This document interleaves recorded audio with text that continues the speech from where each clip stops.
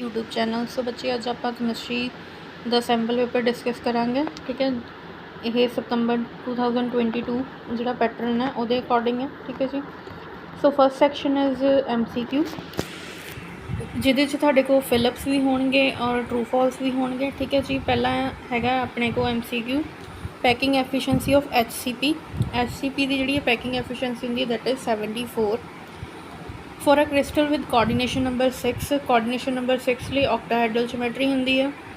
Scottie defect हमेशा decrease करता है density of crystal. Unit cell जोड़ा है is defined as smallest repeating unit. ठीक है जी, this is smallest repeating unit of cell. Value of H constant increases with increase in temperature. Colligative property किहड़ी नहीं है? कोलीगेटिव प्रॉपर्टी वो होंदी है जिहड़ी अमाउंट ऑफ सल्यूट ते डिपेंड करे। तो इन्हां चों वेपर प्रैशर कोलीगेटिव प्रॉपर्टी नहीं है। For van't Hoff factor less than 1 is equal to association. Constant boiling point mixture नूं आपां एजियोट्रॉप्स कहते हैं। ठीक है जी, एजियोट्रॉप्स कहते हैं। Molarity of pure water is 55.55। Molarity of 0.134 moles, तो अपन मोल्स दिते आ 0.134। वॉल्यूम हैगी 94.34। ठीक है जी। तो इनू मल्टीप्लाई करो विद 1000 ना मल्टीप्लाई करन ते अपना आंसर आएगा 1.42 M। Oxidation state of iron is +2। IUPAC name of this is nickel carbonyl दा टेट्रा कार्बोनिल निकल 0। दोनों ऑप्शन सेम आ B एंड D। ठीक है जी। 0 ऑक्सीडेशन स्टेट आ, टेट्रा 4 कार्बोनिल आ, तो यह निकल आ। इथिलीन डाई अमीन जोड़ा इथिलीन डाई अमीन अपने को बाईडेंटेड लीगेंड होंदा। ठीक है जी, डाईडेंटेड भी बोल देंगे। EDTA is hexadentate ligand, yes this is true. NH3 is prepared by Ostwald process, that is false because NH3 is prepared by Haber process. Basicity of H3PO3, तो structure बनाओ अपने को 2 हाइड्रोजन ही जोड़े इत्थे आउणगे। ठीक है, क्योंकि 3 ऑक्सीजन यूज़ हो गए, तो basicity is 2। NCl5 does not exist due to absence of d orbitals. Noble gases belongs to group number 17, that is false because noble gases belong to group number 18. Which of the following has highest boiling point? तो water का boiling point highest होंदा because down the group bond angle जिहड़ा है वो decrease करता। ठीक है जी, down the group bond angle decrease करता, तो सब तो ज़्यादा होएगा वाटर का। NH3 ल्यूस बेस क्यों एक्ट करता? बिकॉज ये अपने को लोन पेयर प्रेजेंट होंगे। ल्यूस बेस उही होएगा जिहदे लोन पेयर प्रेजेंट होंगे for donation. Unit of conductivity के यूनिट होंगे पर ओम पर सेंटीमीटर। ठीक है जी। Formula of rust is Fe2O3। Primary cells can be recharged, तो प्राइमरी सैल नूं आपां रिचार्ज नहीं कर सकते, सैकेंडरी सैल नूं रिचार्ज कर सकते हैं। This is false. Next question paragraph पढ़ के आंसर देने हैं।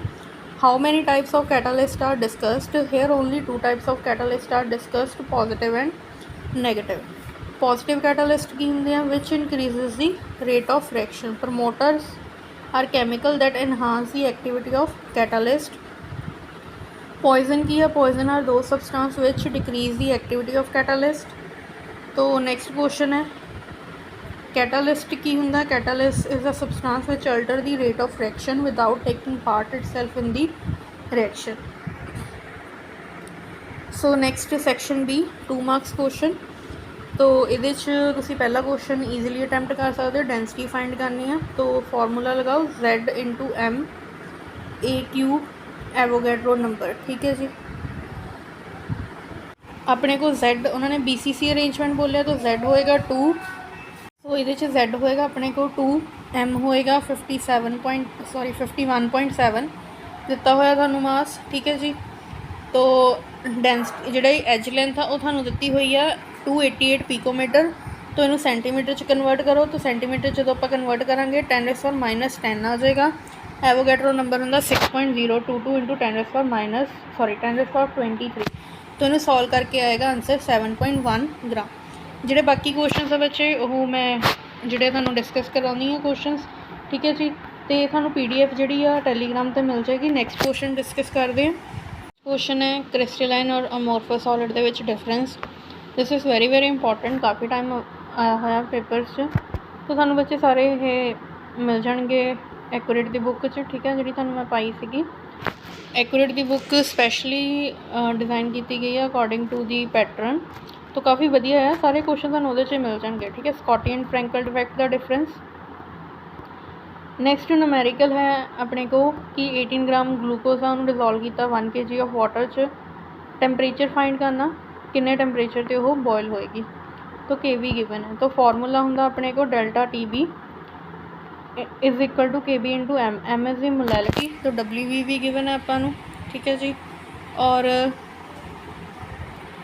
MB भी गिवन है 100,000 और WA भी गिवन है। डेल्टा TB पता करो, ये तो डेल्टा TB तो पता करने तो बाद जिहड़ा boiling point of normal water is 373.15, ठीक है जी, मतलब होंदा तो 100 डिग्री सैल्सीयस आ, उहदे च आपां ने उहनूं कैलविन च कन्वर्ट कर लिया। तो उस तो बाद साडा जिहड़ा आ बॉइलिंग पॉइंट आ जाएगा, किन्ने ते बॉयल करेगा।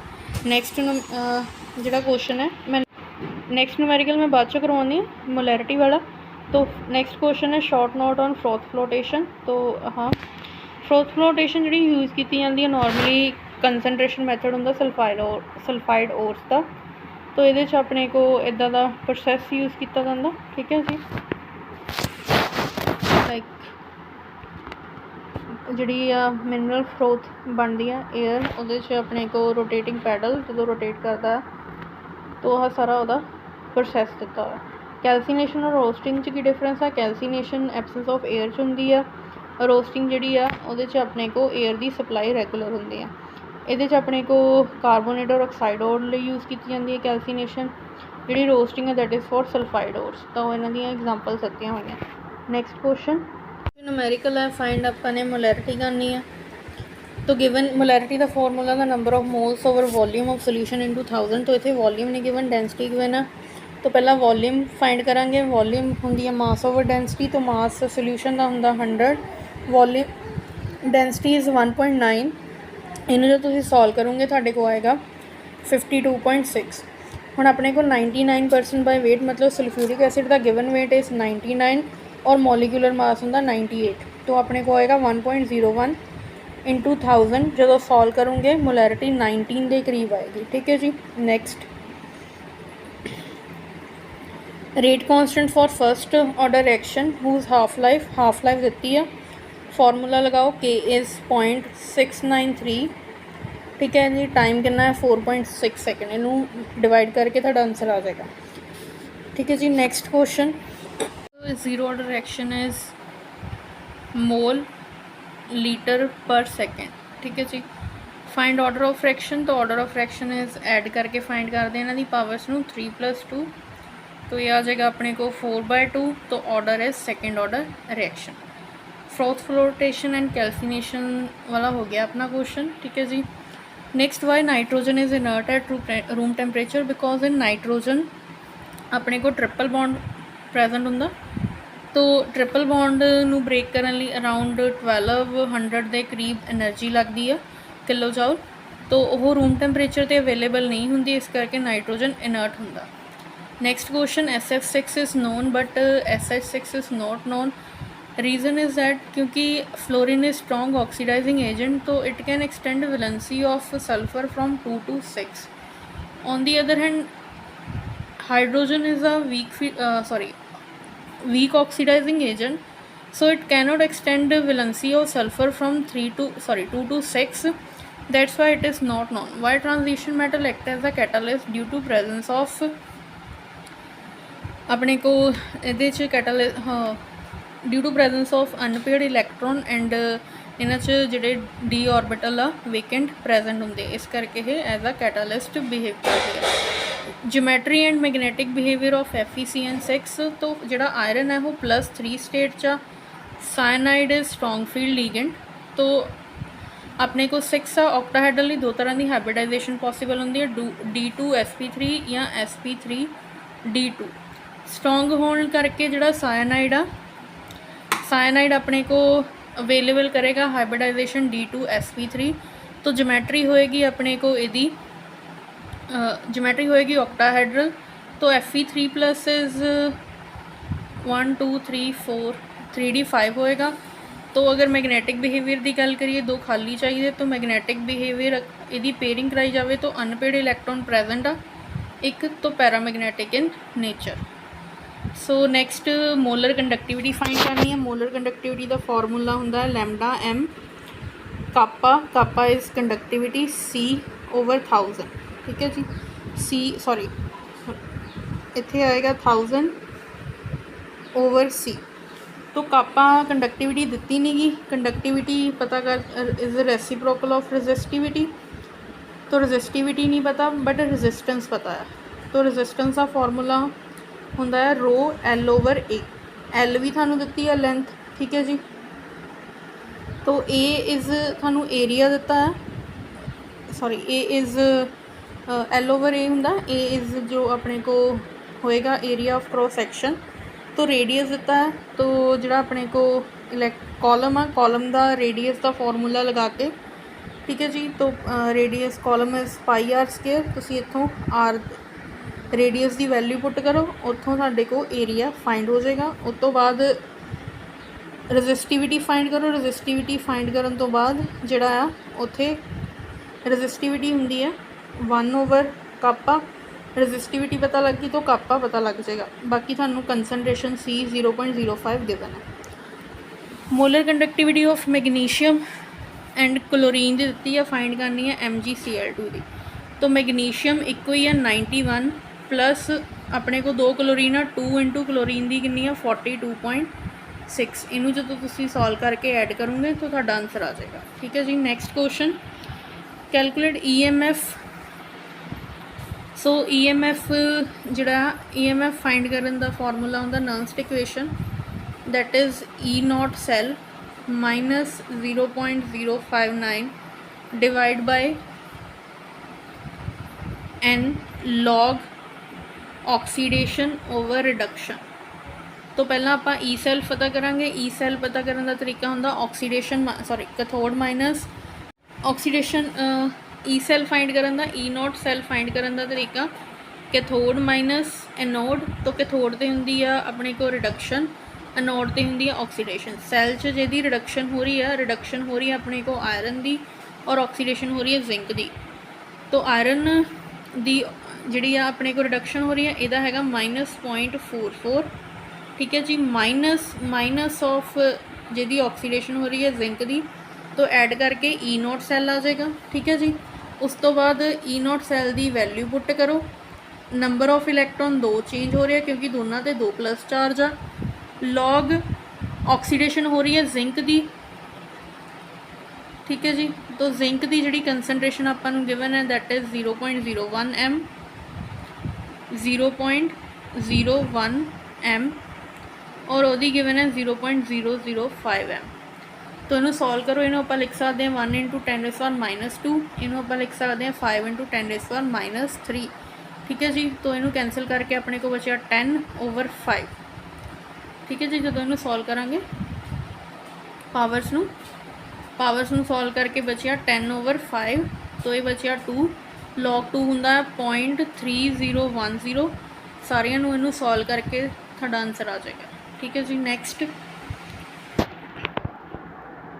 First order reaction is 15% complete in 20 minute. तो पहला फॉर्मूला लगाओ K फाइंड करन दा, 2.303 T इज़ 20 लॉग 15% कंप्लीट हुई है 100, 100 माइनस 15 85, ठीक है। Log 100 minus log 85, K find करो। जो तुहाडा K आ गया फिर फॉर्मूला लगाओ T is equal to 2.303 over K log किन्ने लिए फाइंड करनी है 60 लिए, टोटल 100, तो 100 माइनस 60 40, तो लॉग 10 माइनस लॉग 4 सॉल्व हो जाएगा, ठीक है जी।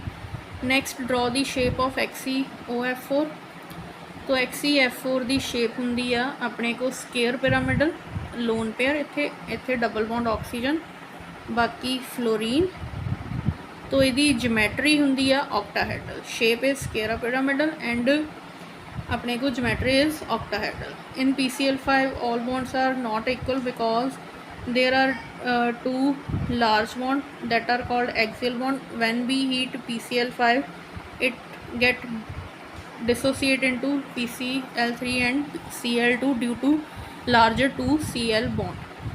Why transition metals form interstitial compound? Due to their similar size and smaller size and presence of vacant D. Copper plus is colorless क्योंकि copper plus 3d10 ਹੁੰਦਾ, कोई unpaid electron नहीं है. Copper एक अनपेड इलैक्ट्रॉन होंगे तो डी ट्रांजिशन पॉसिबल है. Calculate number of unpaired electron in chromium 3+. Chromium होंगे अपने को 3d4 4s2 तो 3d3+ आ 3 चार्ज है तो ये आएगा 3d3 3 अनपेड इलैक्ट्रॉन. ठीक है जी. Next magnetic movement of manganese 2+ अपने को 5 अनपेड इलैक्ट्रॉन होंगे तो फार्मूला मैग्नेटिक मूवमेंट का n+2. ठीक है जी. तो फार्मूला लगा के थाड़े को 5.92 समथिंग आएगी magnetic movement. Transition metal alloys क्यों बनाते हैं? Due to presence of unpaired electrons and same size. ठीक है जी. Sc2+ show paramagnetic character because in Sc2+ is 3d1 4s2 तो 2+ एक अनपेड इलैक्ट्रॉन होंगे. Due to presence of 1 unpaired electron it show paramagnetic behaviour. Lanthanoid contraction होंगी है. Atomic size increase हो atomic size decreases with increase in atomic number because अपने को जोड़े आ डी सीरीज़ 4f ऑर्बिटल आने शुरू हो जाते हैं. 4f ऑर्बिटल का स्क्रीनिंग इफैक्ट घट होंदा है. स्क्रीनिंग इफैक्ट घट होने करके वो प्रॉपरली शील्ड नहीं कर पाते तो इस करके न्यूक्लीयस का चार्ज आउटरमोस्ट शैल तक पहुँचता है तो वो करके साइज़ कंट्रैक्ट कर जाता. सिमिलर प्रॉपर्टीज़ इस करके होंगी. Zirconium is 4d, hafnium is 5d series. तो 5d series lanthanoid down the group size घटना चाहिए but due to lanthanoid contraction in hafnium ਇਹਦਾ साइज़ सिमिलर हो जाता जिरकोनियम के नाल जिहदे करके इन्हां ਦੀਆਂ प्रॉपर्टीज़ ਜਿਹੜੀਆਂ ਆ सेम हो जाती. डिफरेंस मैं तुहानूं सेंड कर दूँगी. ठीक है. पर मैगनेट आयन होंदा अपने को MnO4 2-. ठीक है जी. तो इसका स्ट्रक्चर होंदा मैगनीज़. ठीक है. इदा का यदा स्ट्रक्चर होंदा है. ओके जी. सो थानू PDF टैलीग्राम पर मिल जाएगी. Thank you for watching. Please like share subscribe my channel.